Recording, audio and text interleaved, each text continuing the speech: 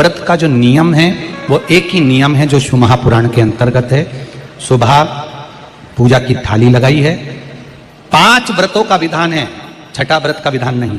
कितने व्रत? 5। सुबह पूजन की थाली लगाई है। पूजा की थाली, अभिषेक का सामान सब लेकर आप मंदिर में जाइए। शिव मंदिर में जाकर बाबा का जल अभिषेक पूजन करिए जिस हिसाब से आप करते आए हो। पूजन की थाली में सामान उतना रखना जो शाम को भी आपके साथ चला जाए, अलग से नहीं रखना पड़े। अलग से केवल शाम को दिए रखो, जल रख लो थोड़ा सा, और बाकी का जो मिष्ठान आप तैयार करोगे बस वो, बाकी का चंदन लाल ये सब सुबह की थाली का रखिए, थोड़ा फल जो भी रख लो। सुबह पूजन करो बाबा का, निवेदन करो, घर आ जाओ, थाली को ढक कर रख दीजिए। शाम को जब जाओ कोई प्रसाद उतना ही बनाओ जितना भगवान के लिए बना रही है। ये नहीं कि खीर ज्यादा बना ली तो आधी हम यहाँ ले जाएं और आधी घर के लिए छोड़ दें, नहीं, उतना ही बनाओ जितना भगवान के लिए जाएगा, जिसमें से 3 हिस्से हों। एक पात्र में भरकर ले जाओ, दोने ले जाओ, कटोरी ले जाओ, प्लेट ले जाओ, जो तुम्हारी मर्जी पड़े, कागज ले जाओ, जो तुम्हारा मन पड़े वो ले जाओ। 6 दिए लेकर जाओ, बाबा के मंदिर में जाकर पूजन अर्चना करो। शाम को अभिषेक नहीं करना है, केवल छींटा देना है। थोड़ा सा जल जो बचा हुआ है उसमें से थोड़ा थोड़ा छींटा देकर, जल का थोड़ा सा छींटा देकर पूजन आदि कर कर, जैसी पूजन सुबह करी वैसे ही भाव से पूजन करो। 5 दिए थाली में से नीचे रख दो, छठवा दिया भी नीचे उतार दो थाली में से। 5 दिए लगाना जब प्रसाद के 3 हिस्से पूरे कर दो, प्रसाद के 3 हिस्से रख दो नीचे, फिर दिए लगा दो 5। एक दिया उठाकर जिसको जलाया नहीं है वापिस अपनी थाली में रख दो। 5 दिए प्रज्वलित कर कर बाबा को निवेदन कर दो, बाबा आज मेरा पहला पशुपति व्रत है, इसको स्वीकार करना। दिल से बाबा इस कार्य के लिए मैंने करा है, इसको स्वीकार कर लेना। बहुत सुना बाबा, पशुपति व्रत में कर रही हूं, मैं भी पूर्व में ना जाने कितनी योनियां ली होंगी, कौन सा मैंने बेकार कर्म करा होगा जो आज मुझे दुख भोगना पड़ रहा है। इस दुख को आप मिटा सकते हो क्योंकि आपका नाम पशुपति नाथ है। आप इसको मिटाइए, विनय करो, बाबा से विनती करो। एक दिया, एक प्रसाद का हिस्सा थाली में लेकर आ जाओ, बाबा को निवेदन कर कर, बाकी का वहां छोड़कर एक दिया, एक प्रसाद का हिस्सा लेकर आ जाइए। एक दिया, एक प्रसाद का हिस्सा लाए, घर के अंदर प्रवेश करते समय सीधे हाथ की ओर बैठकर, अपने घर की ओर मुख कर कर सीधे हाथ की ओर उस दिए को घर के बाहर प्रज्वलित कर दो। भगवान से विनती करो, भोलेनाथ आप मेरे घर में प्रवेश कर कर मेरा कार्य सिद्ध करें। बाबा को निवेदन कर कर अंदर जाइए। भोजन करने से पहले जो मीठा है, एक हिस्सा प्रसाद का है, उसको खा लीजिए। उस हिस्से में से किसी को नहीं देना, चाहे घर में बच्चे हों चाहे बड़े हों, उस प्रसाद का हिस्सा केवल तुमको खाना। पहले प्रसाद खाइए, उसके बाद में फिर भोजन करें। एक समय फलाहार कर सकते हो, दूसरे समय भोजन कर सकते हो। इसमें जरूरी नहीं कि आपको मीठा ही खाना है। शाम का जो प्रसाद बनेगा वो मीठे का ही भोग लगेगा। सुबेरे आप आराम से नमकीन का भी फलाहार कर सकते हो, मीठे का भी फलाहार कर सकते हो। फलाहार के लिए कोई मना नहीं है, फलाहार आप कैसा भी कर सकते हो। पर भोजन जब करोगे, अन्न जब खाओगे, जब पहले भगवान का प्रसाद खा लो। 4 पशुपति व्रत पूर्ण हो। बीच में अगर कहीं रजस्वला धर्म आ गया, आपको पूजन नहीं करना है, घर में कोई सूतक सावड़ आ गया, या कोई व्रत फंस गया, एकादशी आ गई, या कोई व्रत आ गया, तीज आ गई, चतुर्थी आ गई, जिसका व्रत करते हुए आए हो, तो पशुपति व्रत उस दिन मत करो, फिर अगले सोमवार कर लेना। 3 हो गए, एक रह गया बीच का, उसको अगले में करो, वो चौथे में गिनती में आ जाएगा। 5वां छूट गया, कोई बात नहीं, 1 महीने बाद तो होगा, 8 दिन बाद तो होगा, 15 दिन बाद तो होगा, फिर उसको गिन लो। 5वां हो गया महाराज। ऐसे 5वां व्रत जब आए, 5वें व्रत के दिन शाम को जब पूजन करने जाओ, एक श्रीफल, कुछ रुपए, 11 रुपए आदि जो भी है, नारियल पर रखकर बाबा को विनय कर कर, बाबा आज मेरा पशुपति व्रत पूर्ण हो रहा है, आपकी कृपा हो, मेरी झोली भरना बाबा, विनती करो। और वो श्रीफल रुपया रखकर 5 दिए लगाकर, एक दिया वापिस लेकर, एक हिस्सा प्रसाद का लाकर देहली पर अपने वही दिया लगाकर अंदर प्रवेश कर कर भोजन ग्रहण करो। बाबा को निवेदन कर लो। पशुपति व्रत का कोई उद्यापन नहीं है, पशुपति व्रत का एक ही उद्यापन है, जो श्रीफल और 11 रुपए आपने मंदिर में रखे हैं, वो उद्यापन के भाव से रखे हैं, भगवान को नमन कर कर रखे हैं। ये पशुपति व्रत। अब दुनिया के लोग इसको पशुपति व्रत को कहीं इतनी बत्ती लगा दो, तो इतनी बत्ती का दिया लगाओ, तो ऐसा करो, तो गलत। उसका नियम जो है वो एक ही, उस नियम के अलावा कोई। आप प्रेम से करो, स्नेह से करो, उसको दिल से बुझाओ, मन से बुझाओ। एक व्रत करने के बाद अगला जब व्रत करो तो थोड़ा रुक कर करना, एक साथ लगे लगाए व्रत ना करिएगा, थोड़ा रुक कर करिए, इंतजार करो 3 महीने का कि बाबा मेरी ऊपर कृपा जरूर करेगा। दिल से करा है तो वो दिल से देगा, झोली भर कर देगा, ये निश्चित है, उसका व्रत फल देता है। करना जरूरी नहीं है कि व्रत माताएं करेंगी, पुरुष कर सकता है, बच्चे कर सकते हैं, बूढ़े कर सकते हैं, बड़े कर सकते हैं, बेटा बेटी कर सकते हैं, नवयुवक बच्चे कर सकते हैं, पर दिल से करो उस पशुपति व्रत। कोई आपका दूसरा व्रत फंस गया है तो पशुपति व्रत को छोड़ दो। उस दिन आपका जो व्रत है, एकादशी हो, चतुर्थी हो, तीज हो, छठ हो, उसको कर लो। नवरात्रि फंस गए, नवरात्रि कर लो, उसके बाद कर लेना पशुपति। जितने व्रत रह जाए उस व्रत को बाद में। महाराज शिव कृपा, व्रत एक ही मंदिर में करना, जिस मंदिर में पहला व्रत करा है उसी मंदिर में 5 व्रत करना। ये नहीं कि हम मायके में 2 व्रत करके आ गए और तीसरा व्रत हमने ससुराल में कर लिया। 2 व्रत करके मायके से आ गई हो तो 3 व्रत भी मायके जाके ही करना। अगली बार ऐसे जाना कि सोमवार बीच में फंस जाए और तुम 1 व्रत करके आ जाओ। मायके में अगर व्रत कर रही हो तो अपनी पूजन का सामान अपने ही रुपए का होना चाहिए, मायके के पैसे का नहीं चाहिए।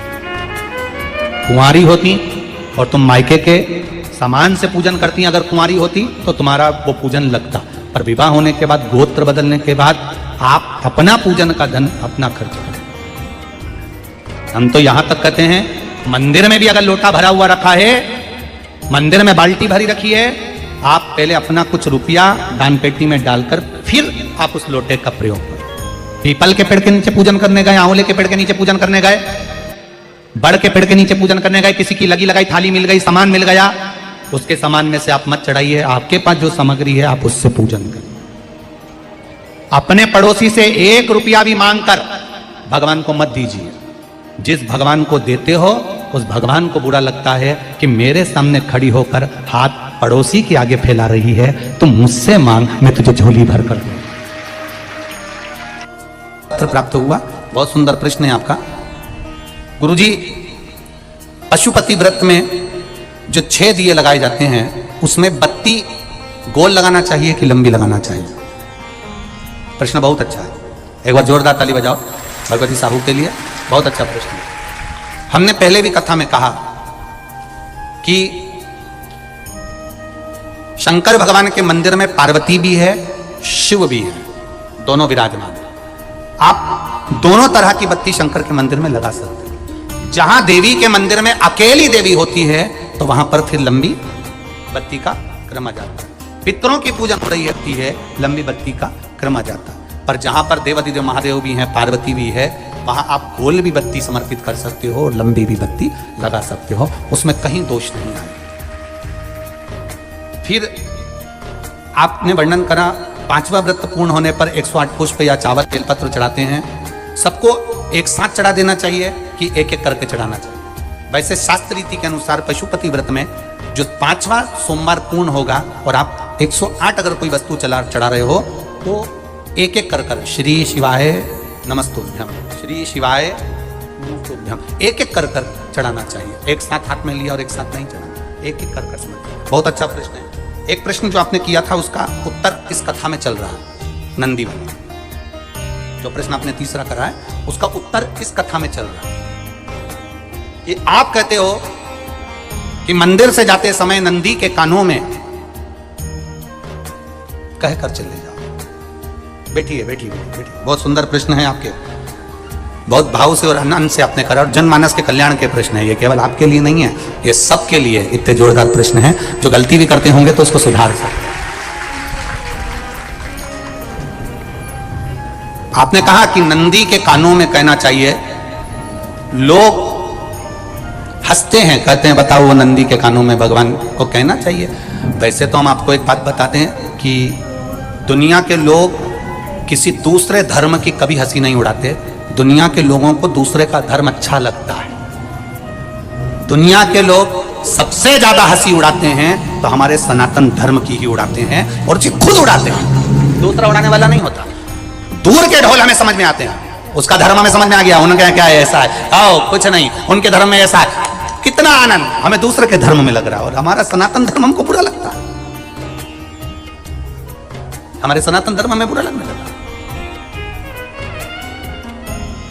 अरे भाई, लोग कहते हैं कि नंदी के कान में कहते हो, ये कोई हमारे पुराणों में या शास्त्रों में लिखा है? भगवती बहन साहू, आपको धन्यवाद देना चाहूंगा और एक बात कहना चाहूंगा,